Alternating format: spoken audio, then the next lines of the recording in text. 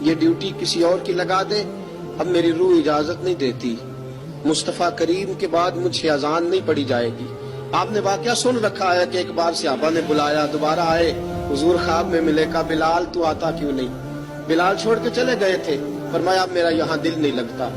ملک شام کے شہر حلب میں چلے گئے تھے، چھوڑ دیا تھا مدینہ منورہ، اب میری نگاہوں میں جچتا نہیں کوئی، جیسے میرے محبوب ہیں ایسا نہیں کوئی۔ حضور خواب میں ملے، آئے مدینے، حضرت بلال آخری بار، لوگوں نے کہا اذان پڑھو، کہا مجھے وہ اذان بھول ہی گئی ہے جو مجھے مصطفیٰ کریم کے زمانے میں پڑھا کرتا تھا، مجھ سے نہیں پڑھی جاتی، نہ مجھے کہو، میں کیسے پڑھوں؟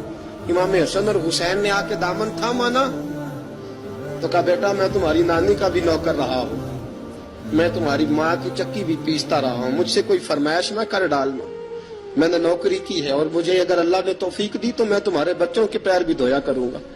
لیکن امام حسن رضی